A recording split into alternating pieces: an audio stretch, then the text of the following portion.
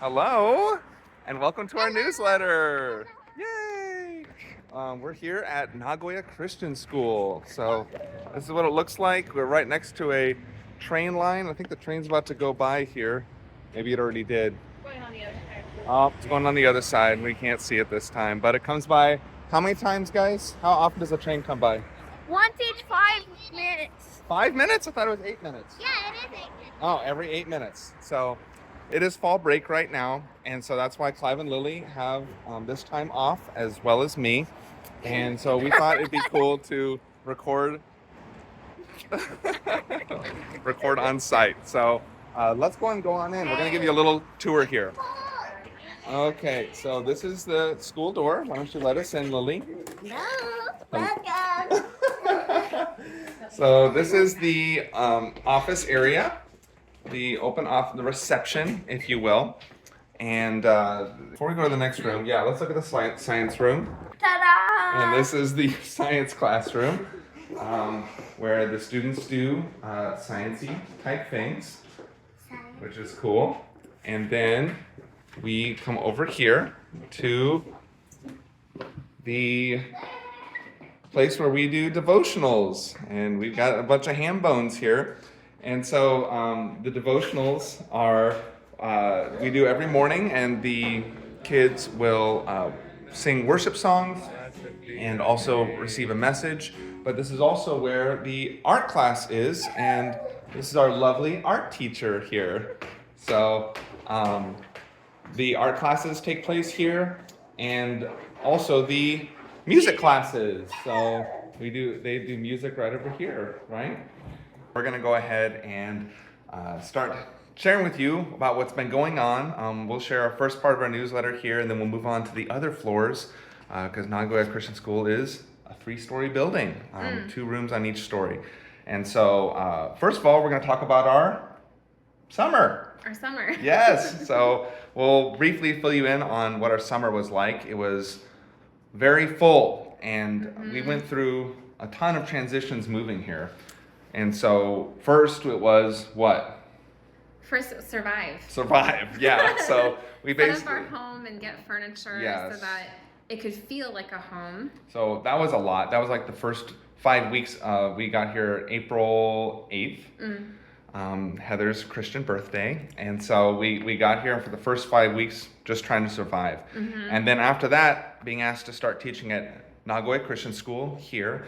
And that was also difficult because I hadn't taught in 2 years, and we were in the middle of a transition. And so And all the kids were in the middle of transition, starting their school. Yes, so it was a lot. So that was another transition. And then 5 weeks after that, boom, we had Summer break. summer break. For some of us.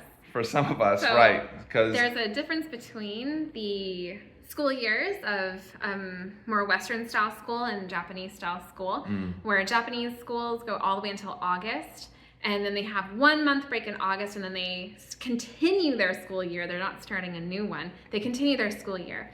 Whereas Western style schools end the school year before summer, and then after summer break, they begin a new school year.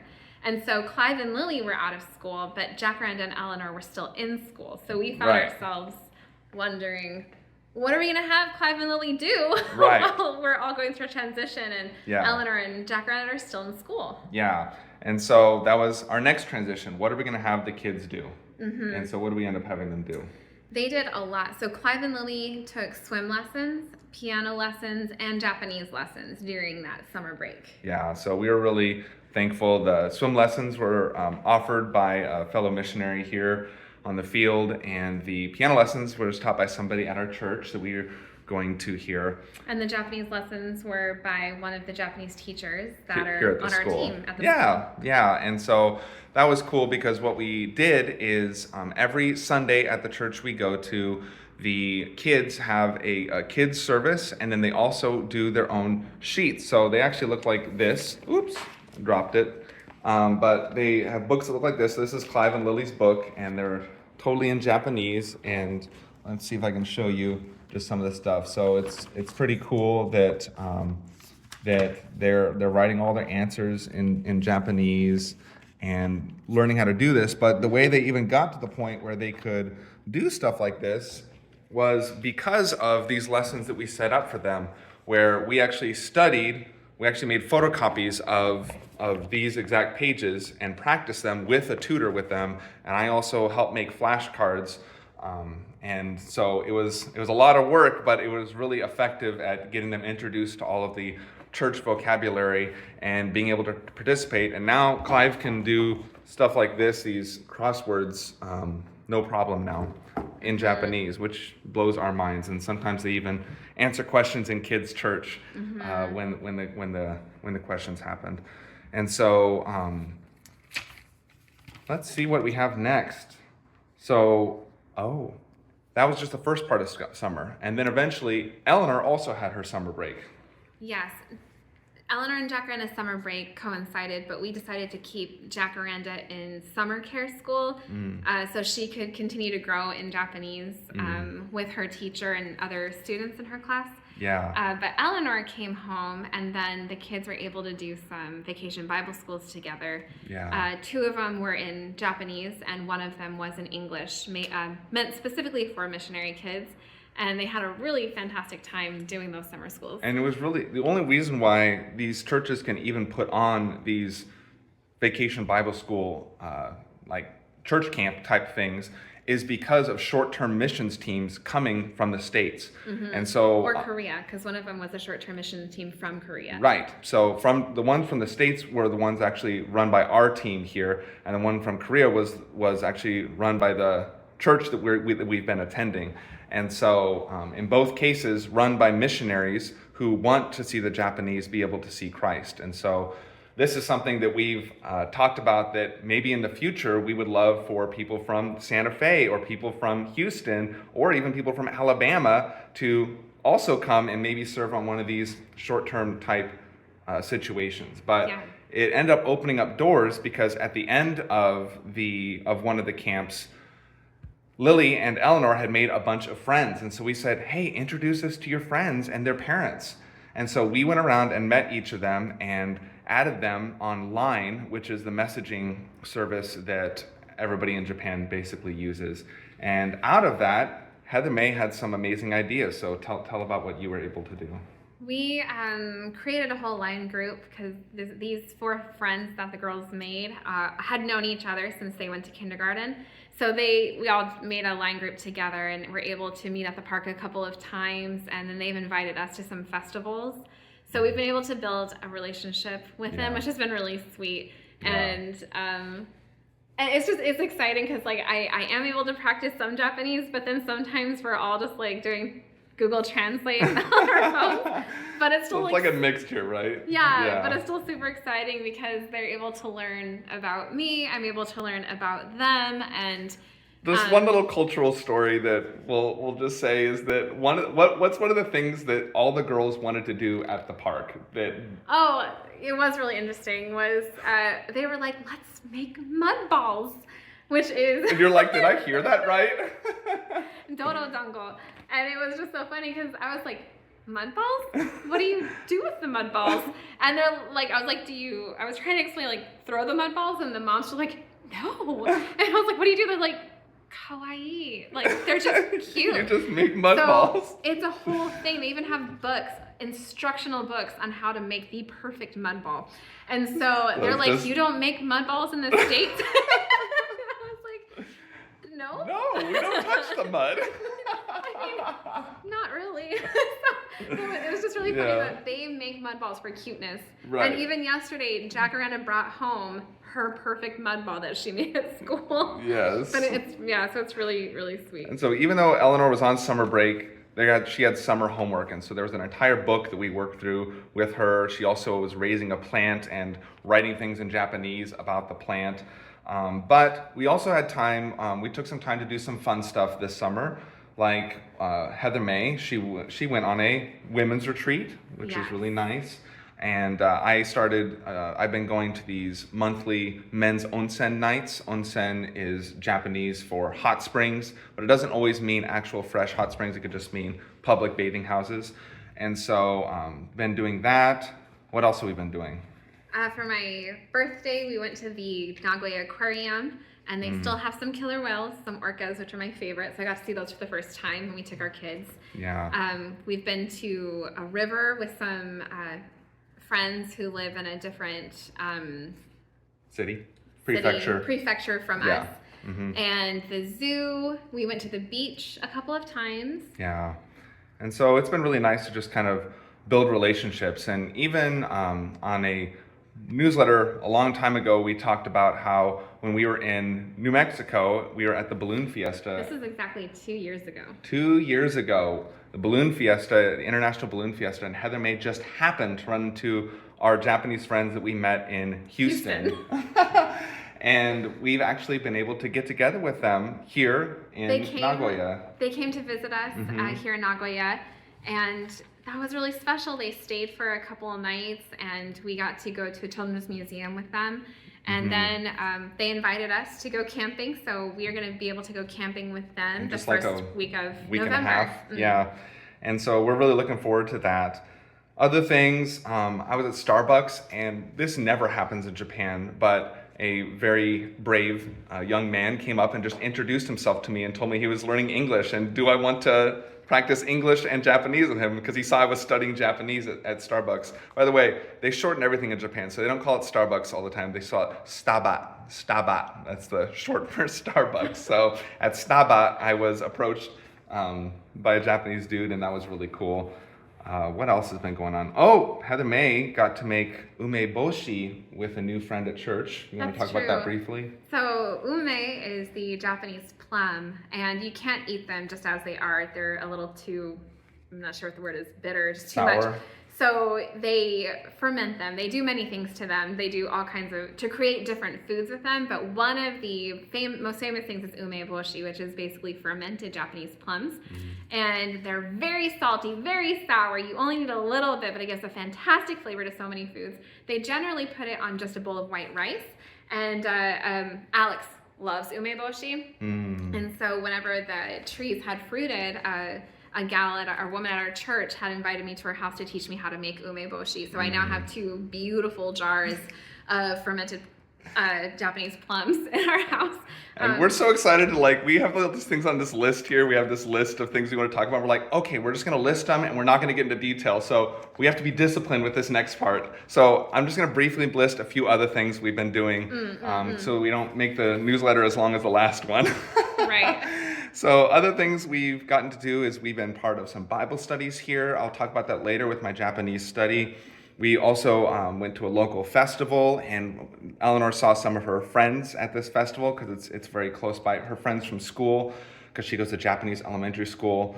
There was also something called tsukimi, which means moon viewing, and it's a little bit like Halloween because you go house to house to pick up candy from your neighbors, but there's no costumes, and we also saw some of her friends at that as well. And you don't see the people who are giving the candy. They leave it out because you're supposed to be stealing the candy. Yes. It's called the moon thief. They leave these little notes, say to the little moon thieves, only take 1 or 2 pieces each. Yes. So it's cute. It's super cute. There was also a sports day, so most Japanese school has a sports day for the kids, and so we went to that for Jacaranda. And that was amazing. Saw people we know there, made new connections. And then also our friend Stephen McCraney, who's an artist, had a gallery. Hundreds of people came through over the weeks that the gallery was there, and it made impacts on some people, even to the point of bringing some people to tears. Heather May made a new friend there at the gallery showing when we went. And so it was just a very successful and amazing time with that as well. Yeah. So that was our summer, and we're going to go ahead and take you upstairs with us to where my classroom is. So follow us.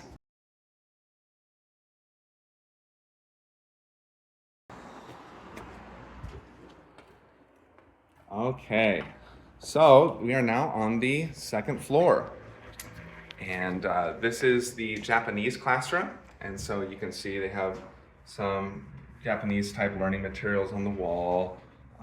We have a full-size piano that we'll be donating soon to a church. I know, it's so beautiful. It's so beautiful. Yeah.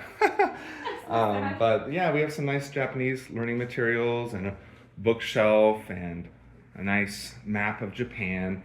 And so we'll go ahead and talk about, and most important is the next room. Okay, this is my classroom. And so I actually share this with Stephen's wife, Crystal McCraney, also our friend. Ooh, the camera's getting jumpy because my arm's getting tired. I'm gonna let Heather May hold the camera. And so this is the classroom that Crystal and I teach in. And so I was really happy to come over here. I was really happy to put my comics back on the wall, my math comics, and my calendars, Tolkien calendars.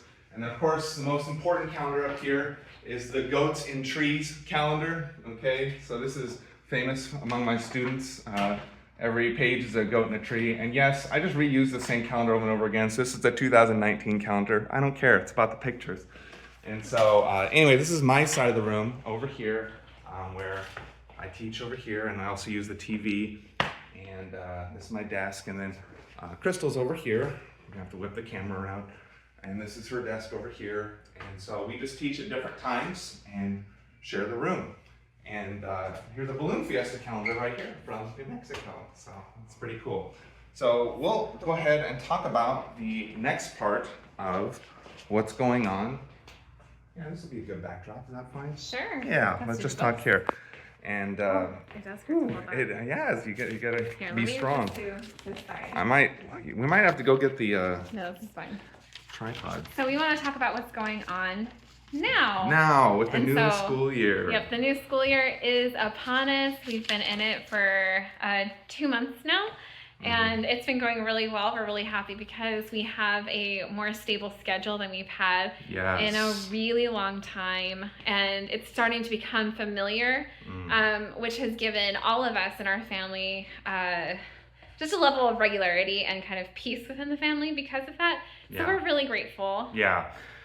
We, because we talked about earlier in the newsletter, having all those transitions, 5 weeks of surviving, then 5 weeks of teaching, and then 5 weeks of school, of summer, probably more than 5 weeks Yeah, of summer. It was a lot. And then now we're in a 9-month period where things are really starting to even out. So I want to first talk about teaching at NCS.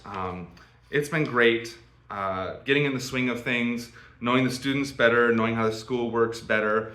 And it's funny because the school has 11 teachers and 11 students. It's like, wow, I love that ratio is the kind of the joke there. Yeah. But the truth of the matter is that the teachers that are teaching, all of us are teaching only part-time. I'm only teaching 3 different periods, 2 preps. So I'm teaching Algebra 1 and Bible class. And so I only teach that part of the day, and then the other part of the day, my responsibility is to be learning Japanese. And for other people on the team that are teaching here, they have other responsibilities, doing different kind of ministry stuff, but that's our part-time thing. And of course, we want more students, and for a lot of the missionary families that are here, their students are young enough to be in the Japanese elementary school, but soon enough, they'll be perhaps interested in, I know where I'm gonna switch arms here, in joining NCS maybe around middle school. But we do have an elementary classroom upstairs we'll be showing you guys in a little while. But yeah, it's been great. And who else teaches at this school? Heather May. Why don't you tell us a little about your art class? So I know we said a couple times, like I was supposed to kind of teach at the school possibly, and then we realized that's not something that I really want to do. However, they did ask at the end of the school year if anyone would be willing to teach art. And that was something I actually went to college for. I took a lot of art classes in college and have enjoyed it over the years for many years. And so I was like, I think that's something I would really love to do. And so it's been really fun. I only teach 1 day a week, all the students. And so I have 2 classes, and each of the students attends one of those. And it's been such a fantastic time to get to know the students and then do something really fun where they don't have to really be graded on it. We're there to learn together. And so it was a lot of fun planning and figuring out what it is to teach and how to be creative and involved with, in a sense, limited resources so they could become familiar with a small set of things but still be really creative. So I've really enjoyed that. Yeah. And on both of our parts, it just feels good to know that the students that we're teaching, we're not just here teaching school. We are taking care of and I guess helping these students along who are the kids of these missionary families that their kids need a school to be able to continue on as missionaries here. And so the fact that they can come here and get gospel-centered education is so important to the people who founded this school, Teresa and Robert and others, but it's also important to all of us. And so it just feels good to be part of something bigger that we can have more of an impact here in Japan, because the families here have the support they need and have the school here. And so we're going to talk about next about what I'm doing and my other responsibility. Actually, Heather May is doing too. Why don't you talk about yours first, your language school? So back in September, I started taking part-time Japanese classes at the YWCA in Nagoya. So 2 times a week I go, I take a bus into town, and I have We actually saw classes. Heather May on the bus at a stoplight. Yeah, as they come up to me, I'm just like, that's my family. And so I get to take that bus into town and take my Japanese classes. I'm in a class of, I think, 12 to 14 other gals. It's all girls in my class, but we have a fun time. And we have 2 teachers. They're really great, and they've been helping us work through a book called Mina no Nihongo, which is everybody's Japanese. And yeah, it's been fantastic, because almost every single week I have an opportunity to use exactly what I learned that week. And so actually, that's really just cool. on our drive here, I was talking about, when we went to the dentist, she said, "San mei desu ka?" And I had to ask her what that meant. And Heather May's like, I just learned that in school. That means 3 people, but in a very polite way. And super polite. So there's so many times when she's still teaching me things, even though I've been technically learning Japanese longer. Yeah. Yeah. So it's been really cool, because I've been able to have conversations the week that I learned something that I never, I couldn't have communicated before. So it's really exciting. It's still very little. I'm still very much elementary, very much like toddler language here. Oh, but baby it's great. Steps. Yeah, baby steps. And so for me, what I've chosen to do is I've joined 2 different Bible studies at the church we've been attending. And the Bible studies are entirely in Japanese, and they're very difficult to understand anything. And so what I do is I take the study that is coming up 4 weeks in advance, and I first go through it and I pick out the vocab I don't know, and I make flashcards of those.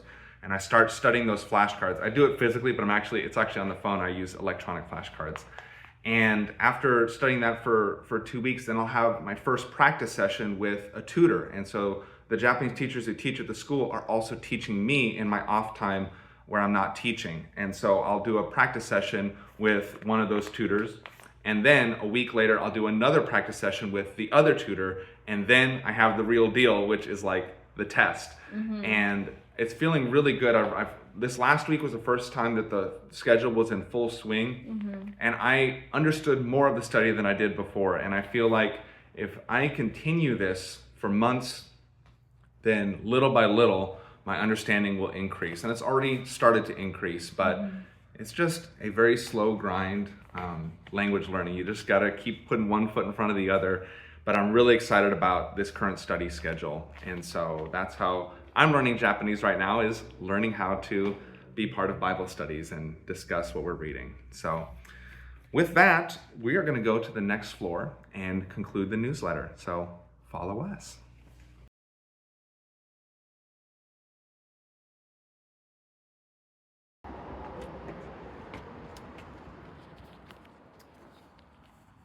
Okay, we are here on the 3rd floor of Nagoya Christian School. So this is where more of the middle schooler classes are. Let's finish the newsletter here. Actually, let's go to the next room too, because this room's really exciting. This is the one where Clive and Lily have schools. This is the elementary classroom, and so let's finish up the newsletter with you guys, okay? So one thing that we talk about during this time of the year is that Giving Tuesday is coming up, and end of year giving is coming up. And so Giving Tuesday is I think it's a newer thing these days, but there's basically Thanksgiving, there's Black Friday, then the weekend, and then Cyber Monday, and then Giving Tuesday.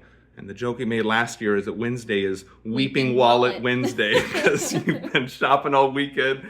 And then you have Giving Tuesday. But we ask that you let your wallet weep for the nations. That sounded way deeper than I meant it. But for reals, the only thing that's keeping us here is the donations that keep coming in every month. And we're so thankful to those of you who have partnered with us on a monthly basis. But there's also a special place for one-time donations that also help sustain us as well, especially because some people fall off giving sometimes just because of a credit card expiring or because situations change in their life. Yeah.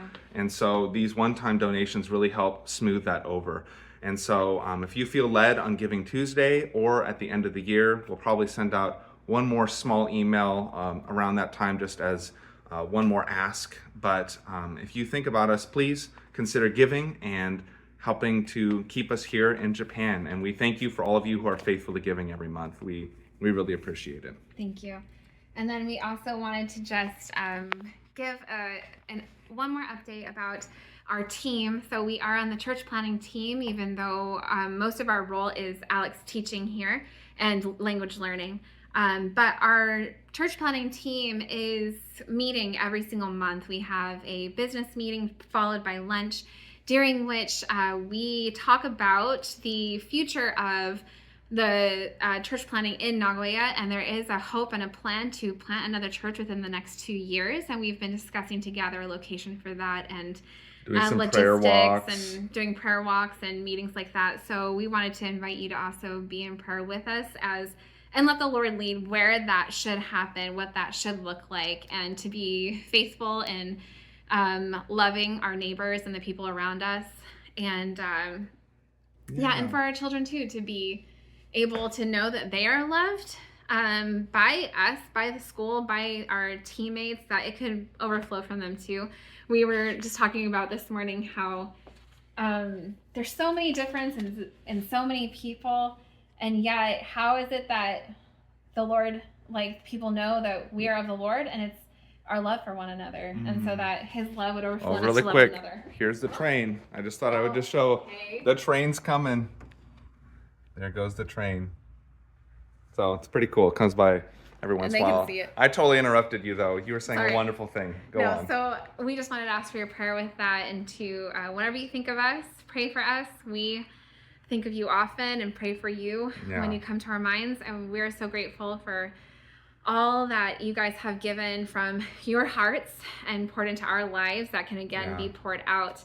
So God bless you all. Thank you so much. Yes, thank you, and we'll see you again. Oh, yeah, just please pray for that, and just pray for our kids. Pray for us. We haven't gotten very sick yet, little tiny sniffles here and there, but pray for our health, pray for our kids, and just pray for our language learning and teaching at the school here. And yeah, we appreciate y'all so very much. Thank you, and we'll see you next time.